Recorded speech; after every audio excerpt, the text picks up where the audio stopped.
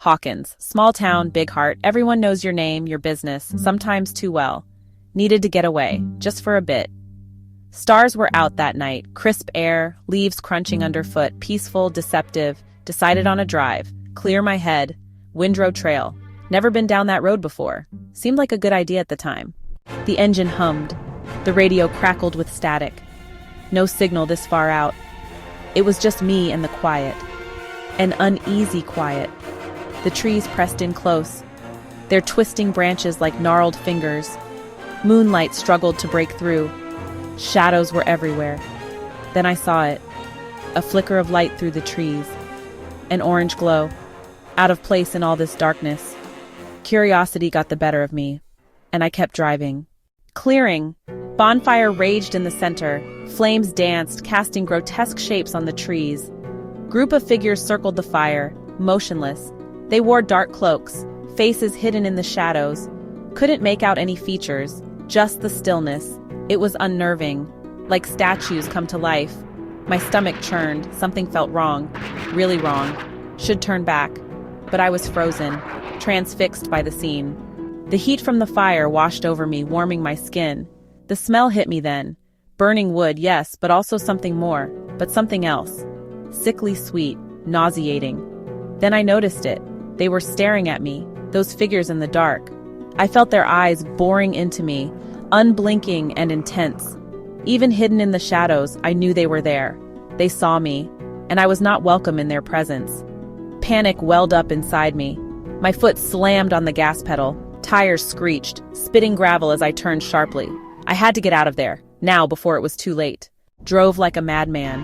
Didn't look back. My heart hammered in my chest. Every shadow, every rustle of leaves sent chills down my spine. They were following me. I could feel it. Their presence, heavy and menacing, pressed in. I had to get back to town, to safety, to light. Reach the edge of the woods. Burst into the open. Streetlights, houses, civilization. But the fear remained, clinging to me like ash. Silence and shadows. Pulled into my driveway. The engine sputtered, then died. I sat there for a moment, catching my breath, trying to make sense of what I'd seen. Silence, except for the pounding in my ears. I looked back at the road. Dark, empty, but I knew they were out there, somewhere, watching. I went inside, locked the doors, checked them twice. Tried to shake off the feeling, the dread, but it lingered like smoke in my lungs. Back to normal? Days passed. Tried to forget. Told myself it was just a prank, some kids messing around. But I knew better. The feeling wouldn't go away. Couldn't sleep. Kept seeing their faces in the shadows, smelling that sickeningly sweet smell, hearing whispers in the wind. Or was it my imagination?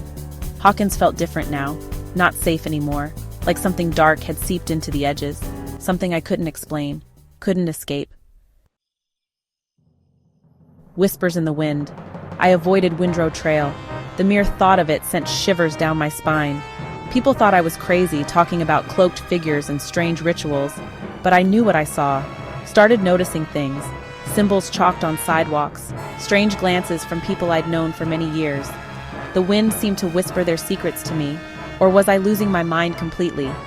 The fear became a constant, unwelcome companion, a shadow I couldn't shake. They were out there, hidden in plain sight, waiting, watching. The cult of the forgotten? I call them the cult of the forgotten. A name whispered in the dark.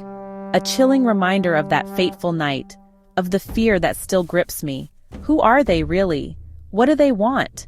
I don't know, not yet, but I aim to find out, even if it's the last thing I do. Someone has to know the truth.